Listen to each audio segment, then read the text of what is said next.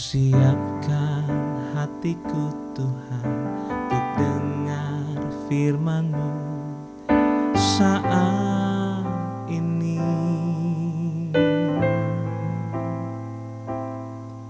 Ku sujud menyembah-Mu Tuhan, masuk hadirat-Mu saat ini.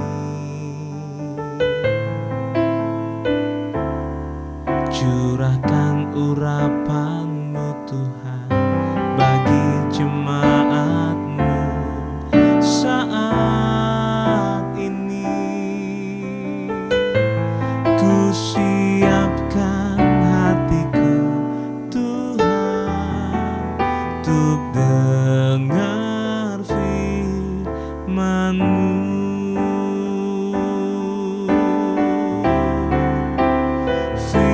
Firman-Mu Tuhan tiada berubah,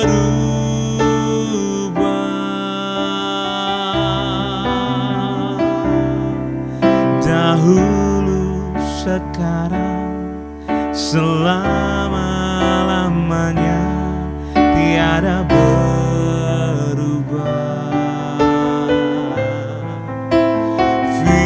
Firman-Mu Tuhan penolong hidupku. Ku siapkan hatiku Tuhan untuk dengar firman-Mu.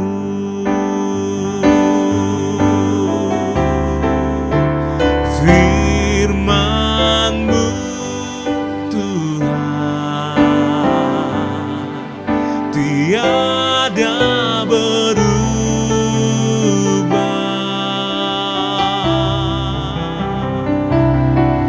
dahulu, sekarang, selama-lamanya tiada berubah. Firman-Mu Tuhan penolong hidupku.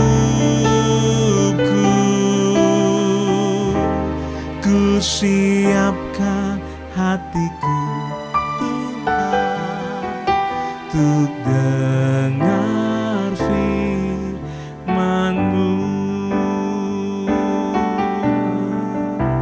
Hatiku telah siap Tuhan untuk dengar firman-Mu.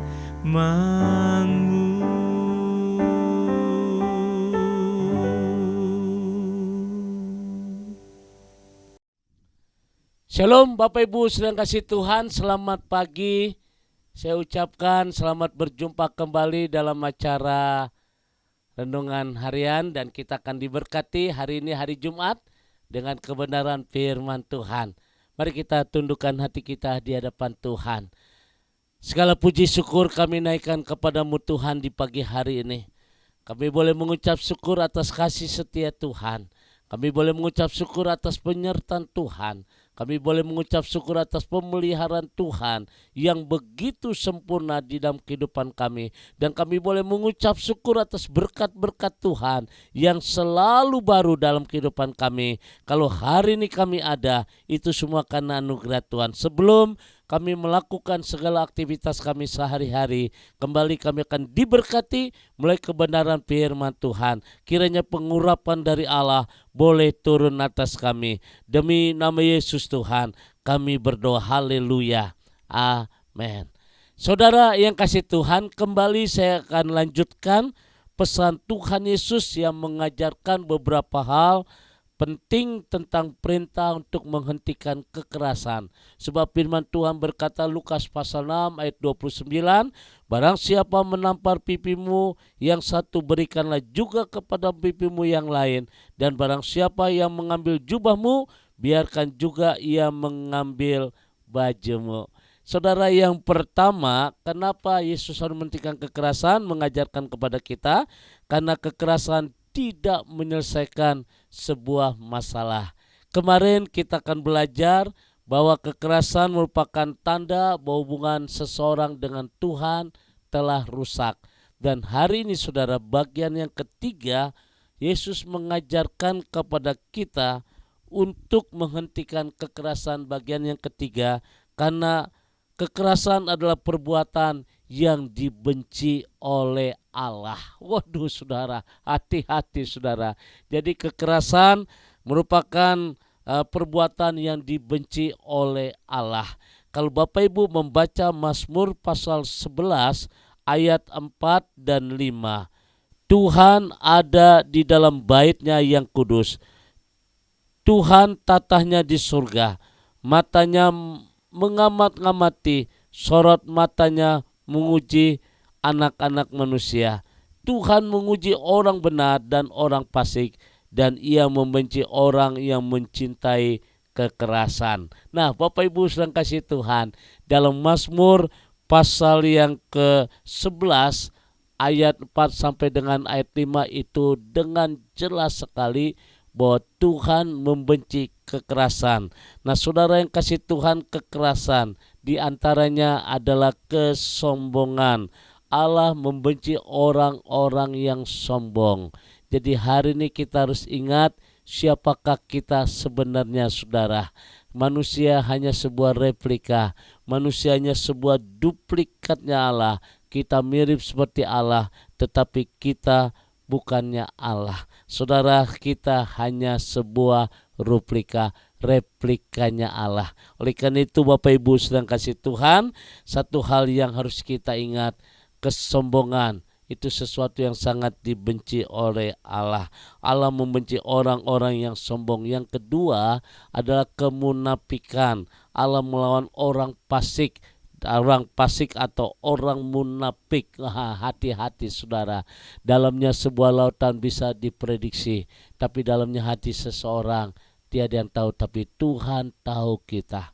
Oleh karena itu hari ini sudah kasih Tuhan, kita harus ingat pesan dari Mazmur 11 ayat 4 dan 5. Allah melawan orang fasik atau orang munafik. Kekerasan, ya, jadi yang ketiga juga kekerasan, artinya Allah membenci kekerasan. Yesus mengasihi orang berdosa, tetapi orang berdosa yang mau bertobat. Inilah poin yang ketiga.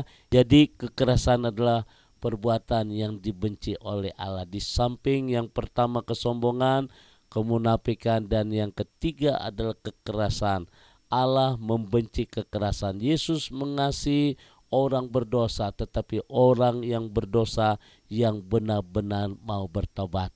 Dan inilah pesan yang Yesus ajarkan kepada kita, supaya kita harus menghentikan kekerasan, karena kekerasan adalah perbuatan yang sangat dibenci oleh Tuhan. Kiranya 3 poin ini menjadikan kita semua diberkati Tuhan, dan jadikan hal ini hal yang terindah dalam kehidupan kita. Kita harus belajar mengasihi, belajar mengampuni. Ketika kita belajar mengampuni, maka berkat Tuhan akan tercurah dalam kehidupan kita bagaikan sebuah mata air yang tidak pernah kering. Tuhan memberkati. Mari kita berdoa. Bapa, kami boleh mengucap syukur pagi hari ini untuk firman Tuhan yang mengingatkan dalam perjalanan hidup kami, yang mengingatkan dalam pengiringan kami kepada Tuhan, supaya kami boleh mengerti tentang mengasihi, tentang mengampuni, dan jauhkanlah kami dari kekerasan. Terima kasih Bapa, berkati setiap umat-Mu. Roh Kudus akan membawa kami, Roh Kudus akan menuntun kami, sehingga kami berjalan pada realnya Tuhan. Terima kasih Bapa, berkati seluruh umat-Mu di dalam nama Tuhan Yesus. Haleluya, amin. Saudara yang kasih Tuhan, jangan lupa nanti malam ada acara live Instagram jam 7:30 sampai 8:30 malam. Kiranya Tuhan memberkati.